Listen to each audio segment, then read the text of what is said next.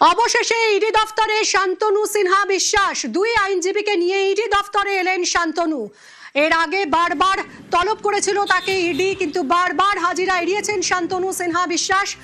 অবশেষে ইডি দফতরে এলেন শান্তনু সিনহা বিশ্বাস।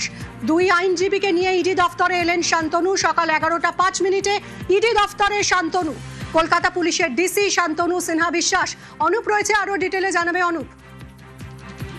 তো ইডি দপ্তরে ইতিমধ্যে শান্তনু সিনহা বিশ্বাস কালীঘাট থানা যিনি প্রাক্তন ওসি এবং বর্তমান ডিসি পদমর্যাদার আধিকারিক ছিলেন, ইতিমধ্যেই তাকে তিনি ইডি দপ্তরে এসে পৌঁছেছেন এবং তার যে বর্তমান অবস্থা কোথায় এই বিষয় নিয়ে কিন্তু ইডির পক্ষ থেকে চিঠি দেওয়া হয়েছিল একটা সিকিউরিটিকে। পরবর্তী ক্ষেত্রে তার বর্তমান অবস্থান জানা গেছিল ঝাড়খণ্ড এলাকায় এবং পরবর্তীতে ইডির পক্ষ থেকে চিঠিতে উল্লেখ করা হয়েছিল তিনি তার বর্তমান স্ট্যাটাস কোথায় রয়েছে এই সমস্ত জানানোর পরবর্তী ক্ষেত্রে যাতে তিনি হাজিরা দেন এমনটা বলা হয়েছিল ইডি দপ্তরে। এবং সেক্ষেত্রে লক্ষ্য করা হলো শান্তনু সিনহা বিশ্বাস তিনি কিন্তু ইডি দপ্তরে এসে পৌঁছলেন এবং তাকে আজকে জিজ্ঞাসাবাদ করা হবে। এর আগে তাকে বারবার তলব করা হয়েছিল, প্রত্যেকবার তিনি গড়া দিচ্ছিলেন, তার বিরুদ্ধে লুকআউট নোটিশ জারি করা হয়েছিল, কিন্তু তার বর্তমান যে অবস্থান কোথায় রয়েছে এই বিষয় কিন্তু একেবারে স্পষ্ট হচ্ছিল না। এরই পরবর্তীতে লক্ষ্য করা গেল শান্তনু সিনহা বিশ্বাস তিনি কোথায় রয়েছেন গোটা বিষয় জানার জন্য ইডির পক্ষ থেকে চিঠি করা হলো ডাইরেক্টর অফ সিকিউরিটিকে এবং এর পক্ষ পরেই তার বর্তমান অবস্থা গতকালই জানতে পারা গেছে ঝাড়খণ্ড এলাকায়। এবং চিঠিতে ইডির পক্ষ থেকে বলা হচ্ছিল তিনি যাতে তার বর্তমান স্থানে পক্ষ থেকে জানতে চাও যাতে জানায় এবং তার সঙ্গে কোনো যোগাযোগ করা হলে ইডি দপ্তরে হাজিরা দেয় এমনটা উল্লেখ করা হয়েছিল। কিন্তু দেখা গেল আজকে সকাল ঠিক 11টার সময় ইডি দপ্তরে আচমকা এসে পৌঁছলেন শান্তনু সিনহা বিশ্বাস। তার বিরুদ্ধে কঠোর পদক্ষেপ নেওয়া হবে এমনটাও ইডির পক্ষ থেকে বলা। যদি ইডি দপ্তরে তিনি এসছেন তাকে জিজ্ঞাসাবাদ করা হবে। ইডি তদন্তকারী আধিকারিক তারা ইতিমধ্যেই দপ্তরে উপস্থিত রয়েছেন এবং কিছুক্ষণ পরে ইডি দপ্তরে শান্তনু সিনহা বিশ্বাস তাকে জিজ্ঞাসাবাদ করে তার কাছ থেকে বয়ান লিপিবদ্ধ করতে ইডি আধিকারিকরা। অনুপ, এই শান্তনু সিনহা বিশ্বাসের বিরুদ্ধে কি অভিযোগ, তার কাছ থেকে ঠিক কি কি বিষয় জানতে চাইবে ইডি?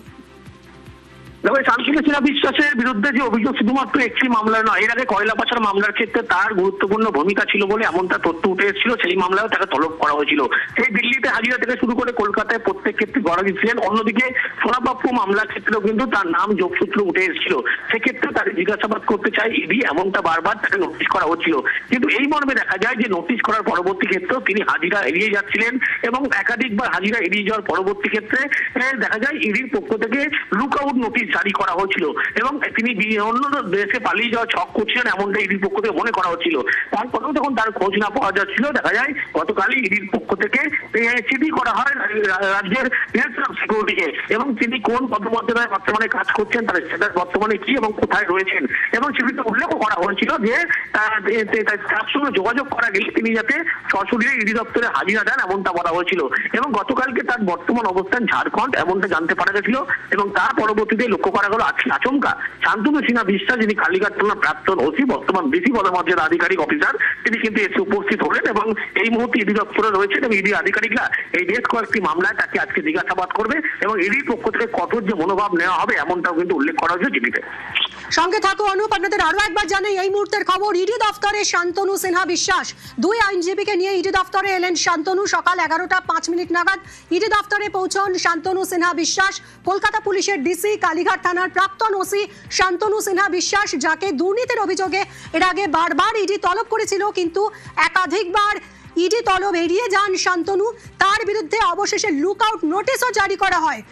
গতকালই তার লোকেশন জানা যায়, তিনি ঝাড়খণ্ডে ছিলেন এবং আজ সকালেই দেখা গেল 11টা 5 নাগাদ ইডি দফতরে এলেন শান্তনু সিনহা বিশ্বাস।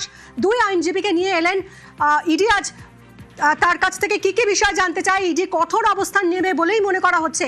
অনুপ রয়েছে আমার সঙ্গে। অনুপ, ইতিমধ্যেই এসে গেছেন শান্তনু সিনহা বিশ্বাস এবং কি কি বিষয় তার থেকে আজ জানতে চাইতে পারে ইডি সংক্ষেপে? ইডির পক্ষ থেকে গোটা বিষয় তার থেকে জানতে চান একটা কারণ কয়লা পাচার মামলায় তার যখন নাম উঠে এসেছিল সেই মামলায় তাকে যখন জিজ্ঞাসাবাদ করা হবে, শুধুমাত্র এই মামলা নয় সোনাপাপ্পু মামলায় কিন্তু তার বেশ যোগসূত্র উঠে এসেছিল। যে জেএস কামদার যে গ্রেপ্তার হয়েছিল সেটা শুরু করে একাধিক ব্যক্তির থেকে কিন্তু এই শান্তনু সিনহা বিশ্বাস তার নাম উঠে এসেছিল এবং সেই সমস্ত বিষয়ে তাকে তদন্তকারী আধিকারিক তাকে জিজ্ঞাসাবাদ করবে। এই জিজ্ঞাসাবাদের জন্যই কিন্তু বারবার তার বিরুদ্ধে নোটিশ করা হয়েছিল, তাকে তলব করা হয়েছিল। তিনি গড়া দিচ্ছেন, তার বাড়িতে ইডি দীর্ঘ তল্লাশি করেছিল, তার পরবর্তী ক্ষেত্রেও কিন্তু তিনি গড়া দিচ্ছিলেন।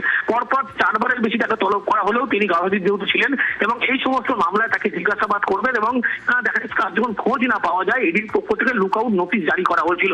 অন্যত্র তিনি পালিয়ে যেতে পারেন এমনটা আশঙ্কা করা হয়েছিল, কিন্তু তারপরেও যখন কোনোভাবে তার খোঁজ মিলছিল না তারপরে দেখা যায় ইডির পক্ষ থেকে তার ডিরেক্টর অফ সিকিউরিটিকে চিঠি করা হয়। আজ ইডি দফতরে এলেন শান্তনু সিনহা বিশ্বাস।